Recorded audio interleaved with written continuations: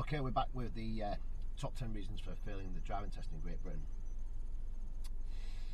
So, we're still with not making effective observations at junctions, and the bit I'm going to cover at the moment is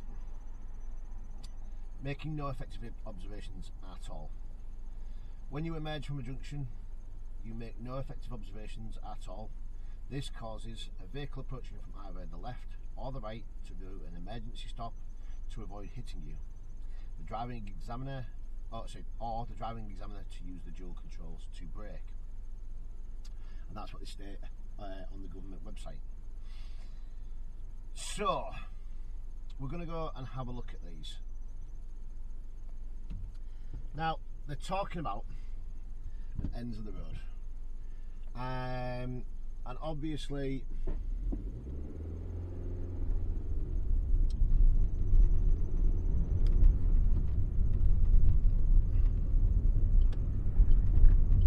not something like this, not crossroads, it's a different matter altogether. Not a left turn going from a big road into a smaller road, okay, but at the end of the road itself. Now, I'll obviously show you what it's going to look like. Pretty self-explanatory. You just don't look. You just more focused on where you're going. You might do a mirror check and a signal. Okay. And then all we're doing is just looking over to the left-hand side, not bothering to look to the right-hand side, and just going at that point. And if that had been the case, then we'd have missed any traffic coming from the right-hand side, and vice versa. If we're going heading out to the right and to the left or the right at that point.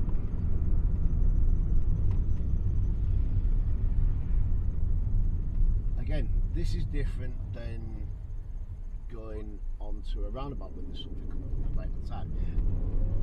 It's different. It's marked exactly the same on the sheet. It's just a different example. So,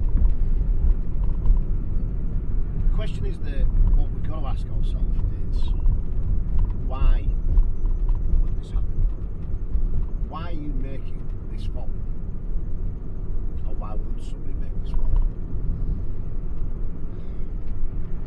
And obviously, a lot of the time is, you just, what people think is that they just don't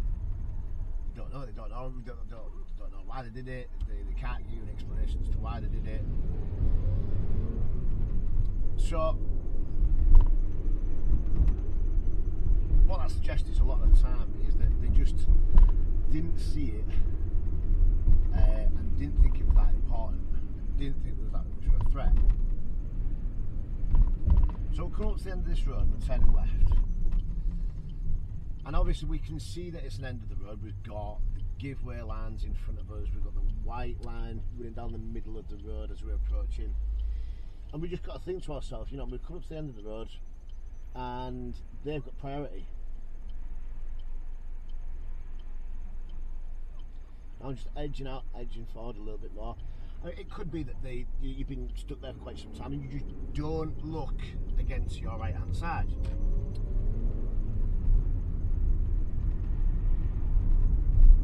Obviously, if you're going to be stuck there for quite some time, then you have to look to the right or the left again just before you go. Now, why might you not think it's that important to you? Or, are you confusing it with just like it being a bend in the road or something like that? The things that you've got to take into consideration is really listening to what your examiner says. So the examiner would say to you, at the end of the road, we're going to be turning left or turning right.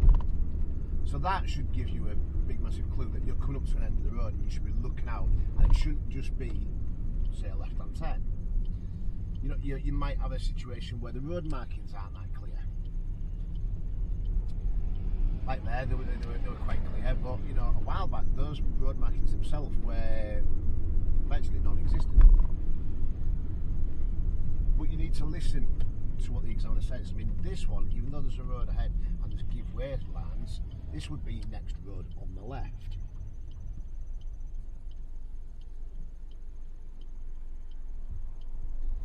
So, you know, that's one of the biggest clues, is that you've got that end of the road coming up.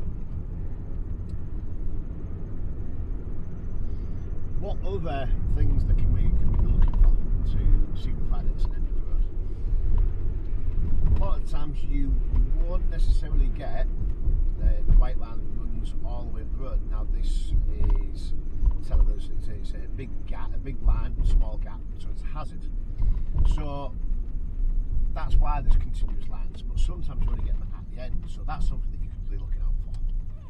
You can be looking out for that give way sign, the one that's on the actual road surface,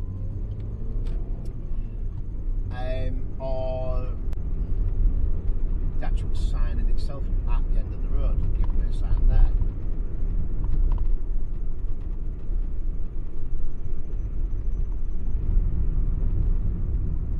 As soon as you hear that command of at the end of the road turn left, automatically you should be going into this system of mirror signal manoeuvre routine and preparing yourself and looking out for that end of the road.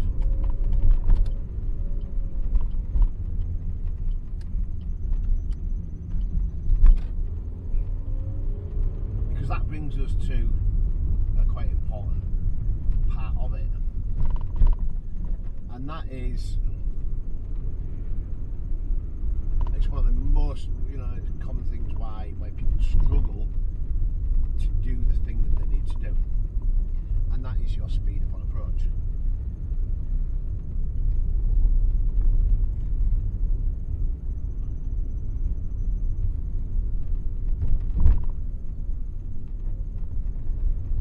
Speed upon approach, it's one of those, it's a lot of people, they'll come up to the end of the road, they won't be thinking about what the possible dangers could be occurring at the end of the road. And it's not just about you stopping in time, not going over the white line, not just not going, but not stopping before the end of the line. It's about and it's not just about you. It's not just about like whether or not you've got the time to do what you need to do, but it's about what your impression or what your actions are saying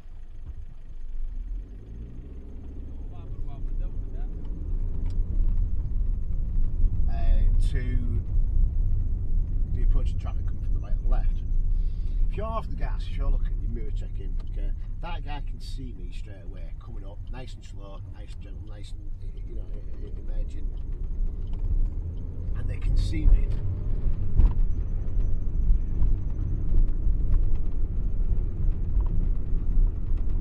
You might have had this on the occasion in your driving lesson. You're coming up to a road on your left hand side or your right hand side, and as you're coming up to it, you see somebody shoot up to it and then just abruptly stop at the end.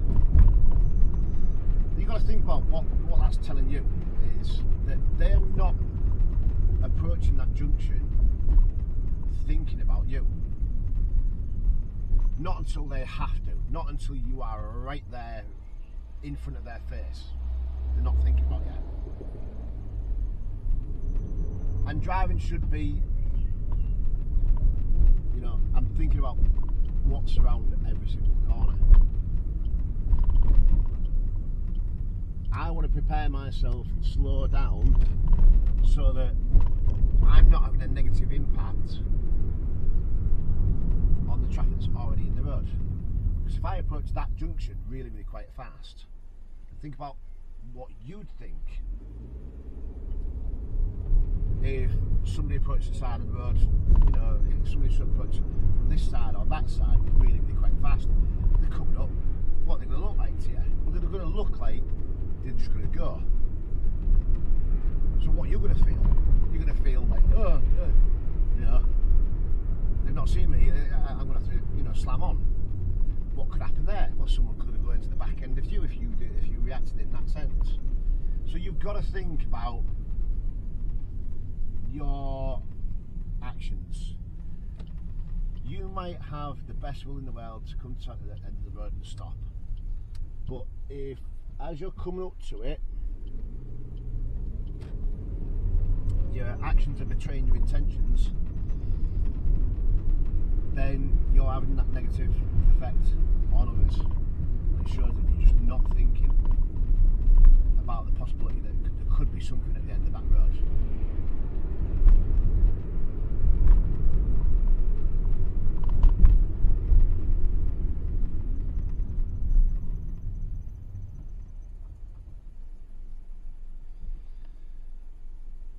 So these are things that you need to look out for, obviously.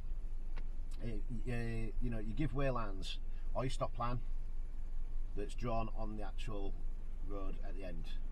Give way lines being the two broken white lines in front of you, and the stop line being the solid thick white line accompanied by a stop sign.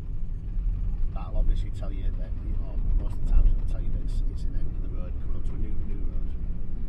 Obviously listening to the examiner to say at the end of the road we're going to be turning left or right. And then as soon as you know you need to be dealing with something, mirror checking, off your gas, covering your brake and clutch, looking, seeing if there's anybody coming, and going when it's safe. Okay, so I hope that helps.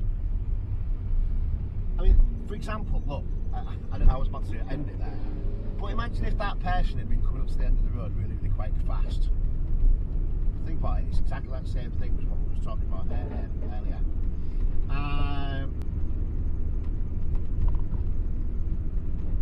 So actually I won't end it here. I want to show you another example, and it's not an example of you know, you coming out at the end of the road. It's an example of what, you know, somebody coming up to the end of the road, their actions might make you feel.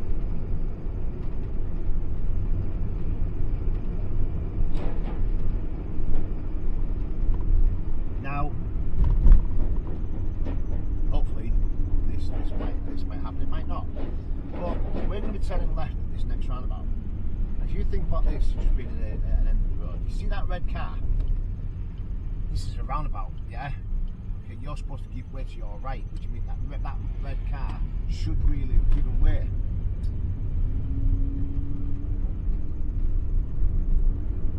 Obviously, you know, I mean, the signage on that roundabout is really, really quite pathetic. So that person might not have even realised it was. But if you're coming up to something and you can't see, you don't know what's going on, then slow down.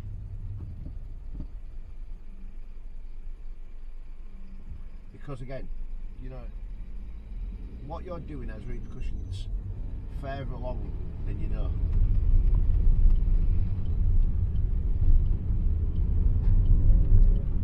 And that red car, if it hadn't been coming up to that end of the road at that speed, that'd have made me second guess whether or not I could have continued. So, hope that helps, and I'll see you again in the next one. Please like,